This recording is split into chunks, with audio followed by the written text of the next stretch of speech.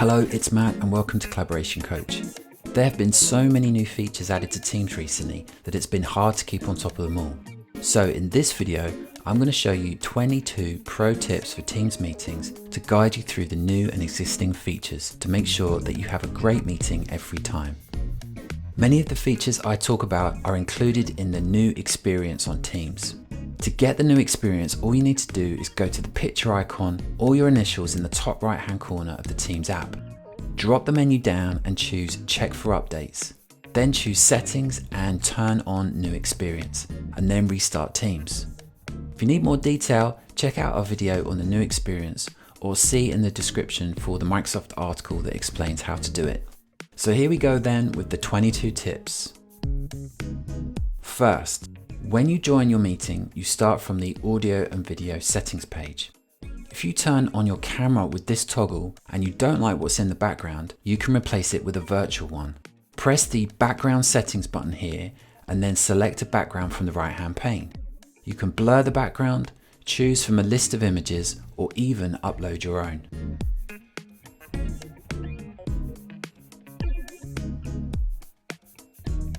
Once you've joined the meeting, you can make sure that everybody else has. If you're waiting for someone to join that was invited to the meeting, you can press the Show Participants button and you should see them listed in the Others Invited or Others from Chat sections. Just roll over their name and choose Request to Join, and Teams will give them a call so they can join. If you forgot to send them the invitation, you can invite them from here too. Type their name where it says Invite Someone. This will look through the list of all the people in your organization and any guests that are members of your teams. Select the person you want and Teams will give them a call. You can copy the joining info if you press the link icon here. This will capture the link and number for the meeting, and then you can paste it into a chat, post, or an email. Whoever has the joining info can click on and attend the meeting. This is great for when you want to invite people at the last minute, or you need to share the joining link with a large group of people, or people outside of your organization. You can record the meeting so that everything is captured for future reference. Anyone who is a presenter can make a recording. Just go to the ellipsis in the meeting toolbar and choose Start Recording. Everyone will see a banner message telling them that the recording has started, that they can dismiss once they've read it. And you'll see a red recording icon in the top left corner of the meeting window. And when you want to stop the recording, you just go back to the same place and choose Stop Recording.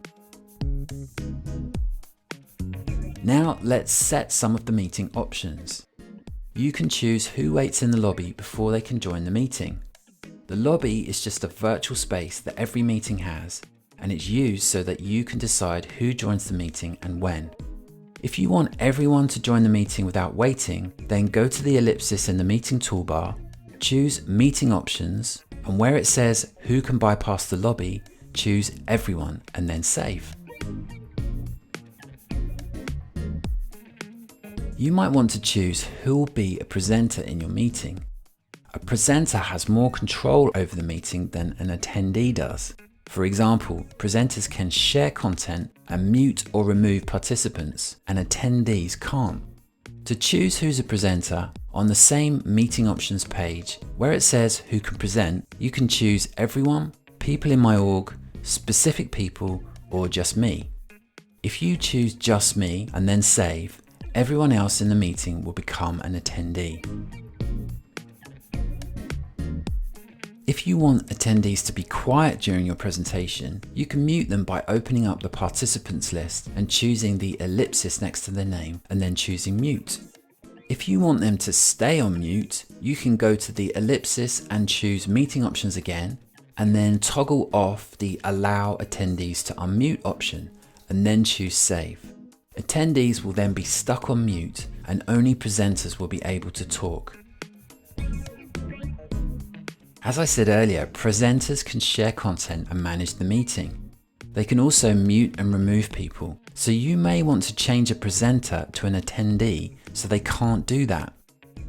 To do that, just go to the participants list, choose the presenter you want to change, and then choose the ellipsis next to the name, and then make an attendee. This will show the attendee a banner to let them know about the change. Any presenter, even one outside the org, can make a presenter an attendee. Now that everyone has joined, you may want to switch the viewing mode. If you have 4 people in the meeting, you can go to the ellipsis in the meeting toolbar and choose Together mode. The meeting will switch from grid view to a virtual room where everybody's video feed is seen together. When you do this, it doesn't change what the other participants see, so you can switch between views anytime you like. If you have more than 10 people in your meeting, you can switch to large gallery mode. This is an extended grid mode that can have up to 49 videos running in it at any one time. If you have difficulties hearing what people are saying, you can turn on live captions. This will add captions to the bottom of the meeting window, and it will also add an attribute so you can tell who's saying what and when. To do this, go to the ellipsis and choose Turn on live captions. When you do this, you're only turning them on for yourself and it doesn't affect anybody else. If you're the meeting organizer, you can take notes by going to the ellipsis and choosing Meeting Notes. When you press the Take Notes button, it will take you back to the Teams app and you can start making notes there. Notes are made separately from the meeting window so they don't get in your way. Only the organizer can see the notes during the meeting. After the meeting, you can only share the notes with people who joined from your organization, but not with those from outside. If you're a presenter and you want to keep a single participant on the meeting stage all the time, you can use the Spotlight feature. Go to the participants list, choose their ellipsis, and then choose Spotlight. You'll see a spotlight icon next to their name. The person who was spotlighted will see a banner at the top of their meeting window to let them know. They can exit Spotlight whenever they like by pressing the Exit button.